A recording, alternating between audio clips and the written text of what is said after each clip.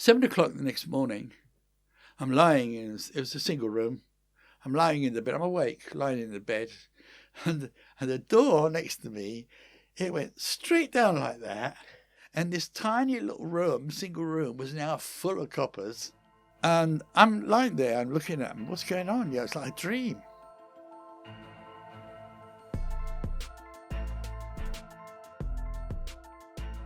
Everything you did in Jeddah in those days was money. Everything.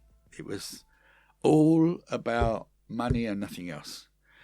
So all of a sudden, had decided to go back to England. He was homesick. But I could see that this is the place to be for the money. So I stayed. The Sheikh made me manager of this crane company. And so regardless of your wages, everything in Jeddah in those days ran on what they call bakshish, which is backhanders. Mm-hmm. And you end up, if you got, I was on 4,000 a month, which was a lot. From nothing, it was an incredible salary. But you earned more money from the bakshish than you did from your salary. So you got all, and it's all cash. And you got all this cash coming in. So every now and then, you have to take the cash out of the country. So you choose a flight, Saudi Airlines usually. You fly to London and put the money in the bank, fly back again. On one of these occasions, I flew to London together with my fixer, a Sudanese guy. And between us, we had £48,000 in cash. What's the fixer, sorry? Yeah, everyone's got a fixer in Jeddah in those days. Somebody who would fix the deals. You never did it personally. It was all done through a fixer. Why? And the fixer got... Why is that? His cut. It's the system of bakshish worked. So that's how it... Yes, it's related to bakshish, yeah. Without bakshish, nothing would work there. It was all... Bakshish oiled the entire economy. So I book into the Cumberland Hotel, not far from here. Mm-hmm. And with your £48,000. Sorry? And you're booking into the hotel with £48,000 in your briefcase. Yeah, both of us. Yeah. I mean, that's a lot of money today. Let alone in the 70s. And you said 3,000 would have bought you a house in the 70s. 40,000 was my fixer's money, and 8,000 was mine, right? And you usually travel together for safety. And so it's we arrive on a Saturday morning. I give all the money to look after. Don't move, stay in the hotel room, don't go out. And I went to see Watford play. Came back, took over that, and then opened the briefcase. And there was a message that I had received in Jeddah from my competitors in Hull. I'm not going to name them here, but they were extremely negative people, extremely stupid people, and incompetent.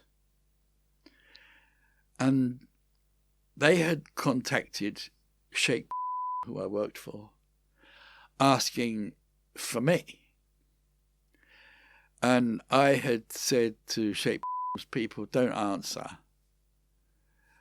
And stupidly, that Saturday night, I called my competitor to ask why he needed to speak to me. This is that Saturday when you were in London? Yeah, in Cumberland, after the match, back in the hotel. And tomorrow I'm going to go to my mother and father with for lunch, for dinner, Sunday dinner. Anyway, I called him and absolutely stupidly, I said, he said, "Well, I can't speak to you right now. I'll call you tomorrow. Where are you?" I said, "I'm in the Cumberland Hotel, London." How stupid I was to say that. 7 o'clock the next morning, I'm lying in, it was a single room. I'm lying in the bed. I'm awake, lying in the bed. And the door next to me, it went straight down like that. Like a cartoon film, you know, where the door goes down and everyone's on top of the door. There was 2 coppers on top of the door. Other coppers came in walking over them. And this tiny little room, single room, was now full of coppers. And I'm lying there, I'm looking at them. What's going on? Yeah, it's like a dream. Next minute, I'm grabbed. They grabbed my briefcase. They grabbed everything. And I'm taken out the hotel, taken out through the service areas so not to disturb the customers, stuff like that. And I'm taken to, I thought I was being taken to Marylebone police station, but in actual fact, my brother told me afterwards it was Church Street, which is, again, just around the corner here. Mm-hmm. I was locked up. No one could call me. I wasn't allowed a telephone call. I wasn't allowed anything at all. And I didn't know what I'd done wrong. I had no idea. And then in the next minute, I'm told, right, tomorrow morning you're going to be transferred to Hull. So the next morning, which was now Monday, about 9 o'clock in the morning, I'm taken out cell and handcuffed and put in a car with 2 CID officers from Hull. And off we go to Hull. We stop at Toddington service areas. And the copper says, right, get out the car. I said, no, I'm not getting out of the car. I'm not in handcuffs. Take handcuffs off. No, get out of the car. I said, no, I'm not getting out of the car. Well, you're going to need to pee, you need food. I said, no. I said, I'll pee in the car. No, you won't. Yes, I will. I said, I'm not getting out of this car with handcuffs on. And why was it so important for you to come out of the car without handcuffs? Well, wouldn't it be important to you? You're going to Toddington service area. You're going to go. You're going to walk in there with handcuffs on. Come on. But playing devil's advocate, you had £48,000 in a briefcase. Yeah. You've been up to no good, right? And you've been caught. Right? You don't know what you've been caught for. I don't know what I've been caught for. But you're not guilty of something, right? But I've not even been charged. I know that, right? But like you've literally just told us that you're like.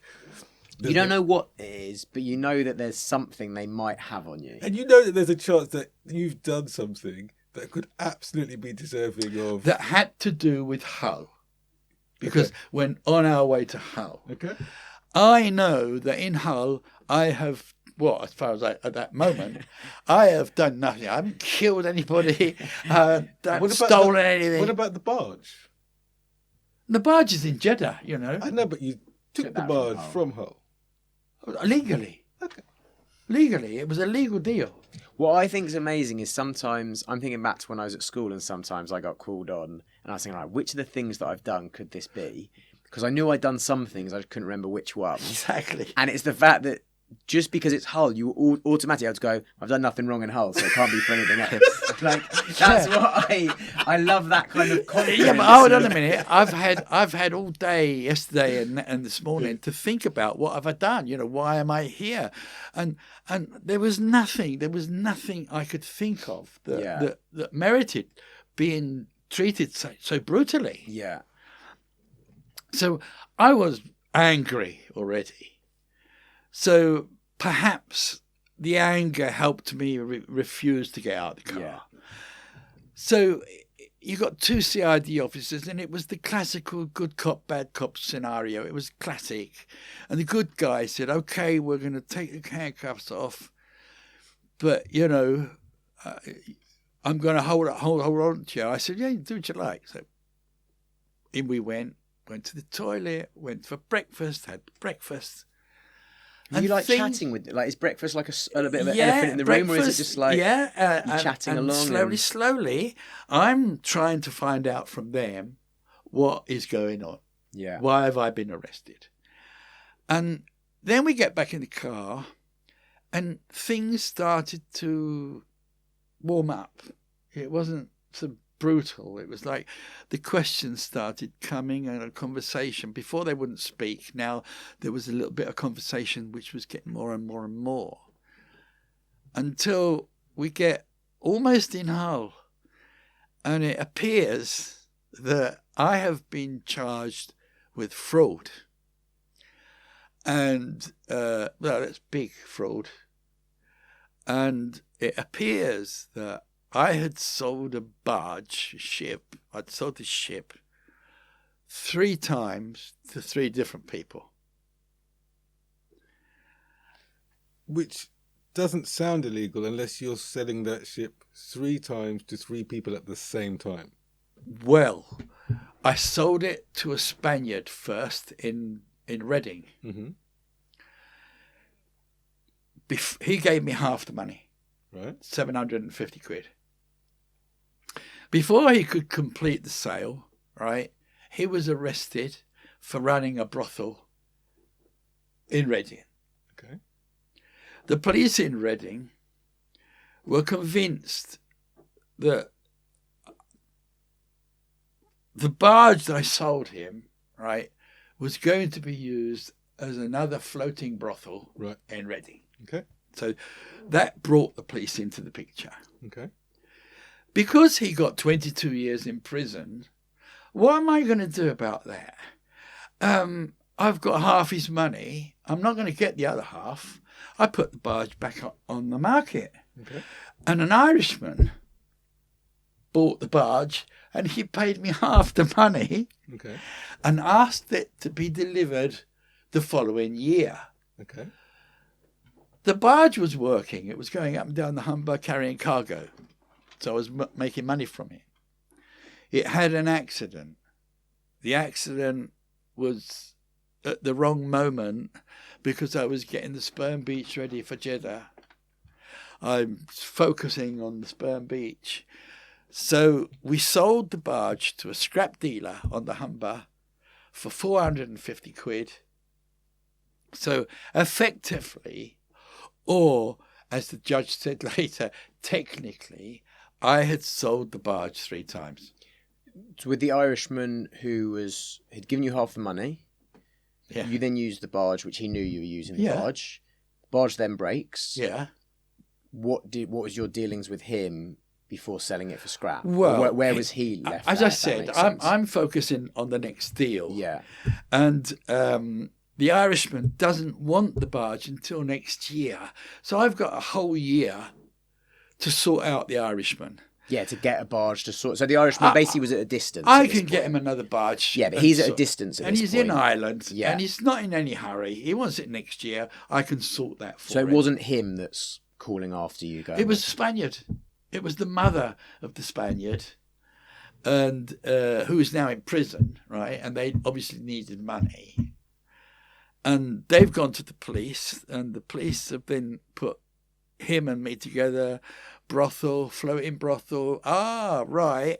So they've raided my offices in Hull, and they've taken away all the paperwork and everything.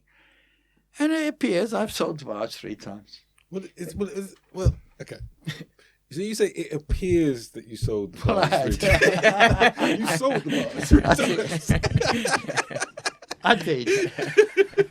Now, of course, the law, I'm pretty good at the law, but the law is, had I taken, instead of 50% from the Irishman and from the Spaniard, had I taken 49%, it doesn't classify as a sale. I would have taken a deposit. Because he paid half the money up front, it's classified as a sale. I didn't know that at the time. So we're now in Hull, all right? And I'm, in the last 20 minutes before arriving in Hull, I now know why I'm arrested. And so I'm now speaking to the good cop, and even the bad cop was getting a little bit good as well. And I say, you got this all wrong, son. This is not what it appears. And they're slowly starting to understand that they've gone in too heavy-handedly. Eventually, we arrive at Hull police station. And it's the usual thing. You go in there, the first thing is take off your belt, take off your shoes, take off your rings, take everything off. And all the things you've taken off that are your possessions are put into a large brown bag. And everything's written down by the station sergeant and itemised. And then, of course, once it's all in there, the itemised, you have to sign that. Sign it off, and that bag is put I don't know where. Then they put me down into the cell, and then strange things started to happen. The first strange thing was they never closed the cell door. I'm in the cell, but they left it ajar. So a couple of minutes go by, and I push the door a little bit more, and I step outside to have a look, see where I am. Is there a way of getting away from here? Were you thinking, how can I get out? Yeah, I was. Yeah, I knew it was useless, but let's check it out anyway. and so then this young policeman came down the stairs because you're underground, asking me if I would like a nice cup of tea. And he said, and here's a book maybe you'd like to read. And I was saying, what's going on, Why am I suddenly being, like yesterday in London, I was like I killed somebody, number one on the list. Now I'm getting cups of tea and stuff, and the door's open. And he went away and again left the door open. And I couldn't understand this, but I knew...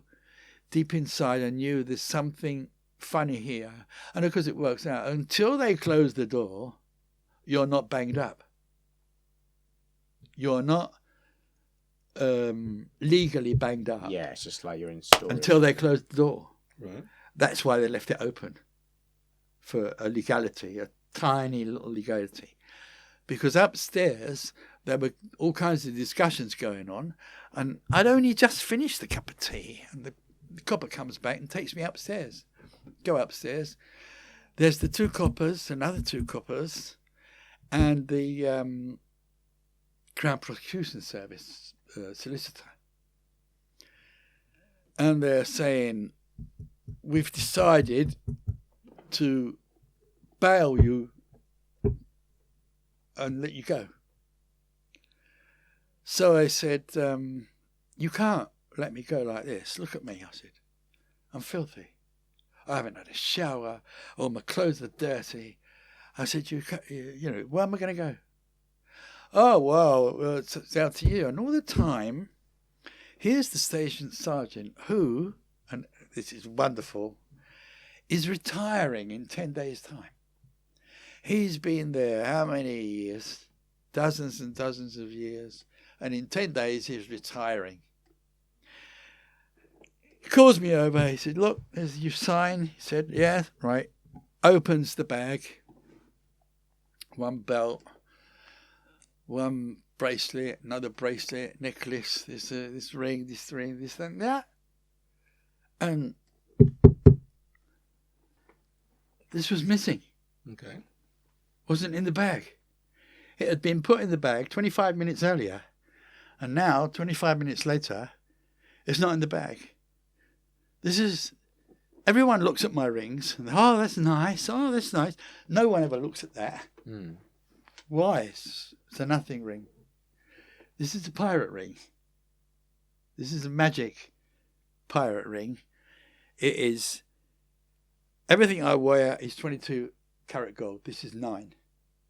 Because it's jet and 9. Everything of you or your vibrations or your mental vibrations go into that jet. So your personality will go in. All pirates will have lots of rings, but they all will have one of these. Mm. Your personality goes into that black jetstone. It becomes part of you. And it's now missing. So the sergeant's gone into panic. He's retiring in 10 days, never lost anything all his life. So they're looking everywhere. They're opening drawers and they're opening this. They're searching each other. They search me. They search each other. And they was like, oh, what's going to happen here? And it's a total crisis. So 5 minutes earlier, I'm the little guy and they're in charge. Now, they're all panicking and I'm in charge because it's missing. So we have to do a deal. Don't we? Well, I love it. I love that that's what you take from the situation. Yeah. We have to do a deal. We don't have to do a deal. They just have to find your ring. Yeah. But Right. you see it as an opportunity to do a deal. At which point, the solicitor, the police solicitor guy says, okay, so we're going to bail you out right now. I said, no, I'm not going to accept bail unless there's my conditions. What conditions? I said, well, first of all, I said, I need unrestricted travel so I can get back to work in Saudi Arabia. That's number one. Number two, I need a set of clothes. I'm not going to get on a train to London looking like this, stinking. Right. So they sent the young copper who brought me the tea to the local shop. He came back, trousers, shirts, jumper, tie, everything I needed, new. So I've got all these clothes ready, and I had to run because it was like 5:30 closing time. And I've got all that. So they said, right, now sign. I said, I will, but first of all, you're going to need to book me into a hotel and give me a first-class ticket to London tomorrow morning. Okay. So everything I was asking for, I was getting, and I was quite surprised. I didn't have to fight for it. I was getting it immediately. So I've got all this, and I said, well, now they want me to sign. I have to sign that I've got the ring. Nothing's missing. And I had this kind of weird feeling that once I've signed that, I'm going to have problems, And I thought about it, and here's the copper with all my new clothes in a bag. And I thought, sod it, I'll sign. I signed it. They put me in a car, a squad car. They took me to the hotel. They booked me in the hotel. A couple of minutes later, they got me the booking on the express the following morning, first class, as I'd asked. And I thought, right, went in, had a shower, changed into the new clothes, and I was thinking, well, that copper, he looked a bit stupid, but he's nice, good taste, nice tasting clothes. He bought me some really good stuff. Here's the good copper. And he said, Tony, he said, you haven't eaten anything. I said, no. So why not come back to my house for dinner? Well, this copper has arrested you in the morning, you're handcuffed, you've been in the car with him all the way to Hull. Like this morning, you were like criminal number one, and now he's asking you to go to his house for dinner. You kind of think, hold on a minute, this isn't right.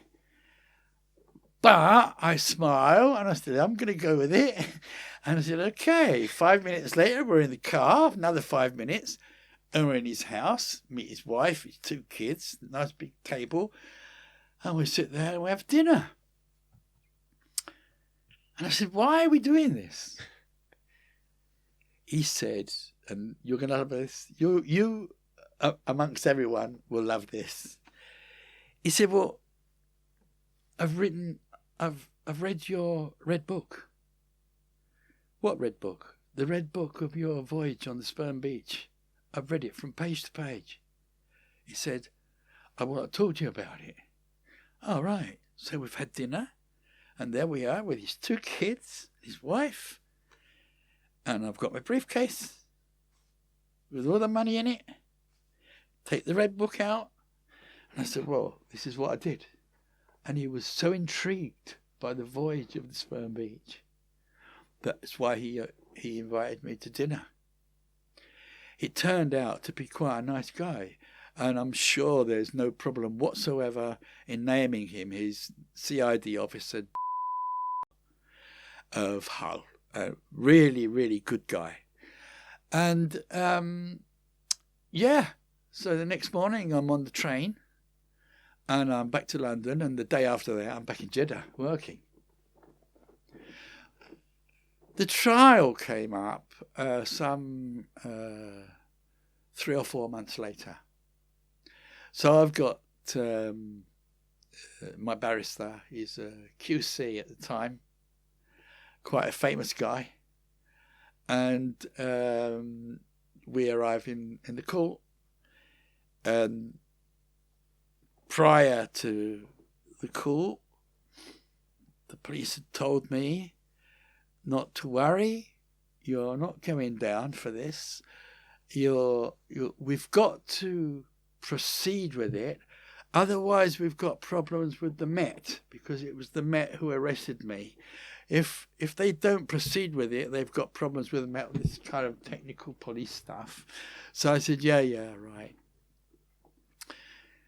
The judge starts, and then my barrister gets up, and his name was and became a very, very well-known, famous QC later. But this was the start of his career. And he said, Your Honour, I think we can quickly finish these proceedings, because I have here, and he held up, I have a letter here from His Royal Highness, the Duke of Edinburgh, Buckingham Palace. And he handed it over to the usher. The usher gave it to the judge. The judge read it. As the judge was reading it, my barrister said, this man here stands before you is not a criminal. He is a hero. And murmurings going on. The judge turns round to the police and he says, is there any precedent? No, Your Honour. Not even a driving licence. Yeah, I had a record as long as your arm, but they said I didn't have not even a driving licence or driving parking ticket, nothing. Who's they, sorry? The police. The police. The whole police, yeah. So they stood up for you. Oh, yeah. They said they would, and they did. Yeah.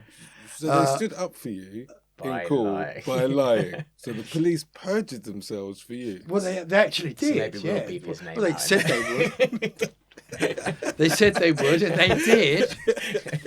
And the funny thing is that coming out of the court, there's the usual for and against crowd there, you know, and the reporters. We said the usual. What people turn up to? Because it's Hull. Yeah, that's what they got. A case like this in Hull is big news, you know. I mean, if it was in the Old Bailey, no one would be even bothered to report on it. Yeah. But it's Hull, and of course they've never seen a real barrister with a wig on and a black gown. That was he's dressed like that, so it was all, you know, wow. And I've come outside the court. The judge said, He apologised. He said, "I'm very sorry, Mr. Cummins." He said, "I have no choice but to find you technically guilty," which is true. I was technically guilty. But I'm going to fine you the minimum possible, which is £25. Fraud, £25 fine, with 3 years to pay. I said, Your Honour, I will pay the court immediately. Immediately I'll pay the court. And which it did. And I've come out. And the friendship with the copper went on, because I explained to him that I needed 4 crane drivers in Jeddah. And he said, come back here, you're fine. We've got how many crane drivers you want? I said, well, can you fix that for me? He said, yeah. So a month or so later, I went back to Hull and had organised a room for interviews. He'd put an announcement in the whole Times. Crane drivers wanted, usual stuff. And I got about 8 or 9 applicants, which I interviewed, picked 4 to take back to Jeddah. So my relationship with was kind of nice in the end, you know. It was pretty good. And that's the story of my arrest for fraud. You've got an island, I said, and it's pretty good. And I showed him. He said, I'll give you a big chunk of it if you can do anything.